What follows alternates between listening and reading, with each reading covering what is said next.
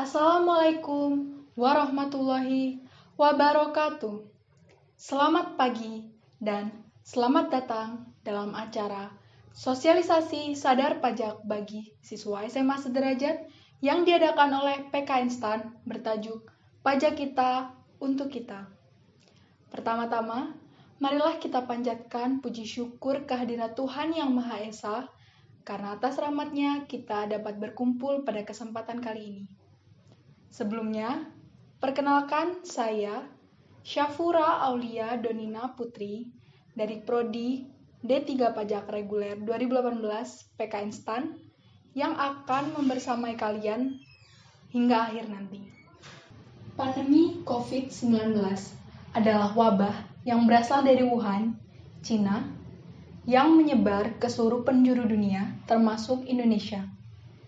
Dampak dari pandemi ini dapat kita lihat di tayangan, di mana di sebelah kiri terdapat 29,12 juta orang atau sekitar 14,28% dari usia angkatan kerja terdampak COVID-19 per Agustus 2020. Kemudian di sebelah kanan bisa kita lihat pertumbuhan ekonomi Indonesia pada kuartal 3 2020 mengalami penurunan sebesar 3,49%.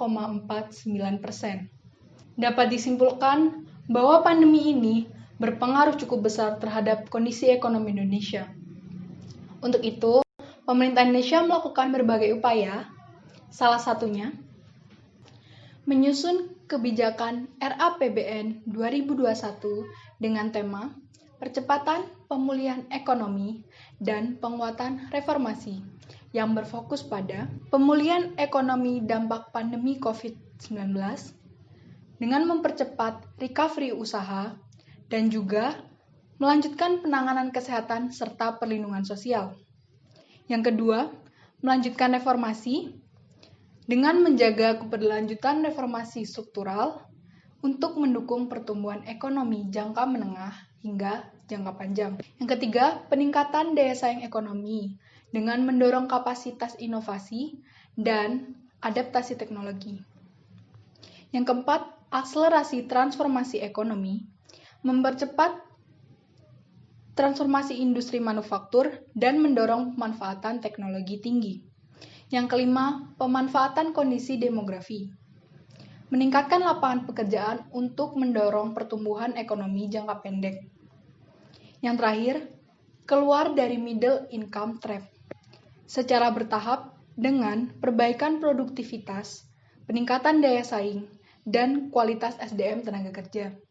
Kemudian, proyeksi 2021, postur pendapatan negara, terdapat perpajakan, penerimaan negara bukan pajak, dan juga hibah. Lalu, pada posisi belanja negara, terdapat belanja pemerintah pusat dan juga TKDD atau transfer ke daerah dan dana desa. Fokus belanja pemerintahan pusat, yaitu efisiensi belanja, mendukung prioritas pembangunan, optimalisasi teknologi informasi, dan redesain sistem penganggaran. Sedangkan TKDD berfokus pada peningkatan peran Pemda dalam pemulihan ekonomi dan peningkatan kualitas pendidikan serta kesehatan dan meningkatkan kinerja pelaksanaan dana desa untuk sektor prioritas. Kemudian, pada bagian bawah terdapat Pagu Anggaran Belanja 2021 dengan rincian pengembangan teknologi informasi dan komunikasi untuk meningkatkan kualitas layanan kepada masyarakat. Yang kedua, program ketahanan pangan untuk meningkatkan kualitas ketahanan pangan, kesehatan untuk pemulihan kesehatan pasca pandemi dan penguatan sistem, infrastruktur, penyediaan layanan dasar, peningkatan konektivitas dan dukungan pemulihan ekonomi, perlindungan sosial, Perlinsos 2021 untuk mendukung reformasi sistem, pendidikan, meningkatkan mutu kualitas pendidikan, dan peningkatan kompetensi guru. Kemudian, penerimaan pajak 2016 hingga proyeksi 2021 ada tren kenaikan sebesar 5,5% karena adanya beberapa insentif pajak. Lantas, apa sih pajak itu? Dalam ketentuan umum perpajakan, pajak diartikan sebagai kontribusi wajib kepada negara yang bersifat memaksa berdasarkan undang-undang, serta tanpa mendapatkan imbalan langsung dan digunakan untuk keperluan negara sebesar-besarnya bagi kemakmuran rakyat. Berdasarkan lembaga pemungutnya, pajak terbagi atas dua jenis, yaitu pajak pusat dan pajak daerah. Pajak pusat seperti pajak penghasilan atau PPh, pajak pertama nilai atau PPN, pajak bumi dan bangunan P3 atau PBB P3 yaitu perhutanan, pertambangan, dan perkebunan. Kemudian ada PPNBM atau pajak penjualan barang mewah, bea meterai, dan cukai. Sedangkan pajak daerah seperti pajak restoran, pajak hotel, PBB P2, dan pajak daerah lainnya.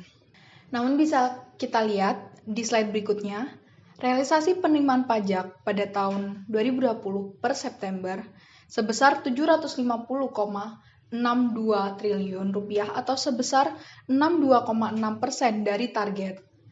Sedangkan statistik pelaporan SPT per Mei 2020 sedikit menurun dari tahun lalu. Apa sih penyebabnya? Mengapa tidak tercapai? Kepatuhan wajib pajak relatif rendah. Selain karena minimnya kesadaran, pandemi ini juga menurunkan kondisi perekonomian secara keseluruhan, keterbatasan pengetahuan terhadap teknologi, dan tutupnya pelayanan DJP secara tatap muka juga mempengaruhi tidak tercapainya target tersebut. Lalu, apa sih solusinya? Ayo bayar pajak. Sebagai generasi muda dan demi mewujudkan Indonesia Emas 2045, marilah kita membayar pajak. Ajak keluarga dan teman untuk memahami pentingnya pajak bagi negara kita.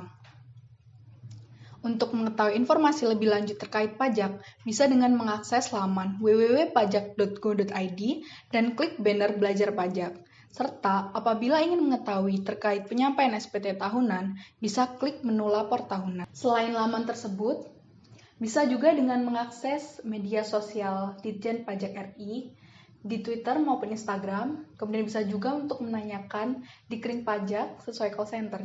Akhir kata, pandemi COVID ini memang berat untuk semua kalangan. Namun kita sebagai warga negara yang baik tentunya tetap harus mendukung upaya-upaya pemerintah dalam memulihkan kondisi ekonomi kita. Pajak merupakan salah satu aspek yang sangat besar dalam penerimaan negara. Marilah kita menyadari dan mengajak semua orang untuk memahami pentingnya pajak.